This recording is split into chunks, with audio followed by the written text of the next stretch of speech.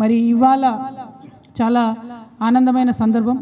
ఎందుకంటే ఒకప్పుడు ఇక్కడ ఉన్నటువంటి అందరం కలిసి కొట్లాడితే కప్పటి పాండురంగారెడ్డి అన్నగారి ఆధ్వర్యంలో అందుగుల సత్యనారాయణ గారు, సోదరి గంగా భవానీ గారు, అట్లానే వెంకటరమణారెడ్డి గారు, గణేష్ నాయక్ గారు, మరి తమ్ముడు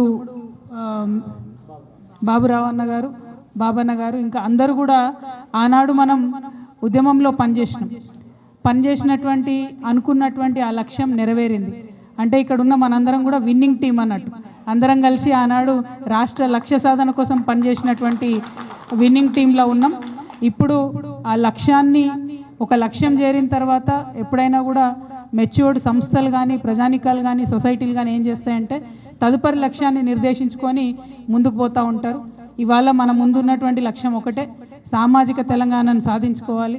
తెచ్చుకున్నటువంటి తెలంగాణలో ఉద్యమకారులు బాగుండాలి, అమరవీరుల కుటుంబాలు బాగుండాలి. ఏ తెలంగాణ అయితే యువతరం కోసం తెచ్చుకున్నామో వారందరూ బాగుండాలి, ఆడబిడ్డలు బాగుండాలి, ఆత్మగౌరవంతో కూడినటువంటి అభివృద్ధి కావాలి అని చెప్పి ఆలోచన చేస్తూ ఉన్నాం. ఈ పెట్టుకున్నటువంటి కొత్త లక్ష్యాలను సాధించుకోవడం కోసం మరి అందరం కూడా పాత ఉద్యమ శక్తులన్నీ కూడా పునరేకీకరణ జరుగుతున్నది. ఇక్కడ అందరం కూడా పాత శక్తులన్నీ కూడా కలిసినాం కాబట్టి మరి ఆ పవర్ ఏందన్నది తెలంగాణ సమాజం మళ్ళీ ఒకసారి గమనిస్తుంది.